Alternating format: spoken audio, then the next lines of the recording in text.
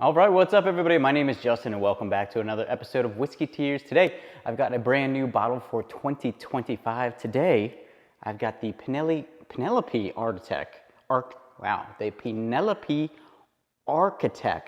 but it's the Crème Brulee. That was a struggle.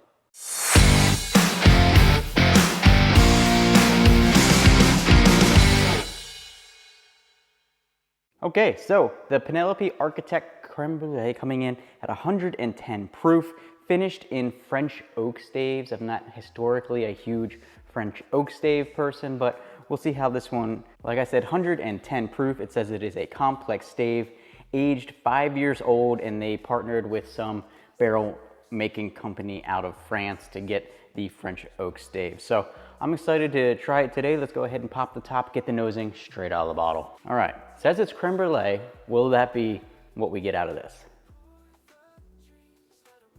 Definitely vanilla, maybe like a vanilla custard, which would be like a creme brulee. Okay, Penelope. Maybe a smokiness on there as well, kind of in the background, a smokiness. So let's not spend too much time getting it out of the bottle. Let's get it into the glass and see what we've got on this girl today. Obviously, Penelope, so MGP, distilled in Indiana, 5 years old, so we'll see how that does, but finished in those French oak staves. Okay, so before we get into the review today, do me one big favor. Make sure you hit like and subscribe on the video. Hit join if you really want to help support the channel, and check out all the great links down in the description below to get cigars, to get whiskey online, all of that down in the links below, including my own website, WhiskeyTshirts.com. I would really appreciate that. And if you didn't see it, just a couple days ago, I released a music video here on the channel. It's a pretty cool whiskey song, I think, so make sure, if you haven't already, go and give that a listen. All right, here we go, the Penelope Architect Crème Brulee on the nose out of the glass. Actually, the vanilla custard is still there, but it is a little bit less coming out of the glass. I'm getting definitely some more hints of like a charred cinnamon now. Charred cinnamon, there is that vanilla custard note on there for sure. Still a little bit of that smokiness as well. And then kind of like this is gonna be a weird thing to say, but like a dry oak smell. Like, you know, when like a wood is like really dried out and it's like, it's still together, but it's on the verge of being sawdust. That's kind of what that note is. So it smells pretty good coming out of the glass. I haven't had any type of Architect in a while. I've had like the regular Architect, just tried it at a bar a long time ago. Never owned one, but we'll see how this one does today, being that it is the French oak staves and being that they claim it's creme brulee. So here we go. Cheers, everybody. Okay, interesting. Generally, when I drink a whiskey for the first time, I just like to think if I like it or not at first, and I definitely do like it. It's good. It's got maybe a medium level of viscosity on it, which I appreciate anytime I can get that nice oiliness out of any of the whiskeys that I drink. I'm really gonna appreciate that. So I do like it. It's maybe not exactly what I was expecting on my first sip. It's been a while since I had anything French oak finish, so that could be playing into it, but let's try and break down now some of the flavor notes coming out of this. It does have that stave finish note. Like sometimes when you have the stave finishes, you can get, it's like kind of like a sharp wood. It's like not quite a bitter wood, but it's like a sharp wood almost, and it's got that kind of sharp wood note on it that sometimes you can get out of the stave finish things, in my opinion. So it definitely has that in the background, which isn't my favorite note, but it does have some good flavors as well. Definitely like a tart vanilla. More of a tart vanilla than a creamy vanilla, I would say. On the flavor profile, it does have some of that burnt cinnamon. I don't know if I'm getting like the top of the creme brulee so much, which would be like the fired caramelized sugars or anything like that. I'll have to try again and see if I can delve deeper.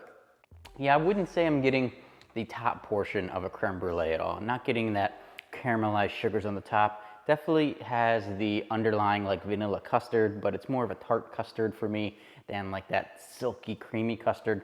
Does have a little bit of viscosity to it, which is good, but you know, I don't know if I would particularly say creme brulee screaming at me out of this one. It's still good, I still like it. It definitely has some things I don't like about it, but I would have no problem sitting down and sipping on this one evening. So, you know, I can't complain on it. I think it was a $80 bottle when I got it. I think MSRP is maybe a little bit less than that, but you know, for that price, I think it's right around where it should be.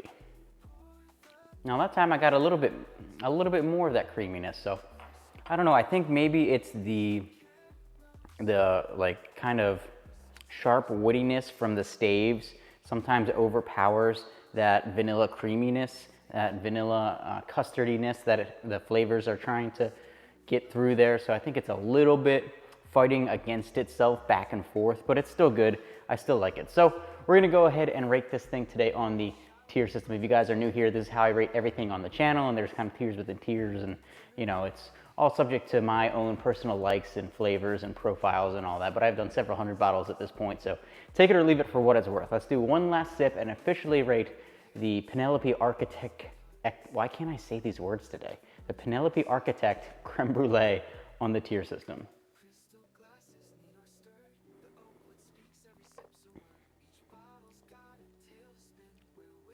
Yeah, it's good. I like it.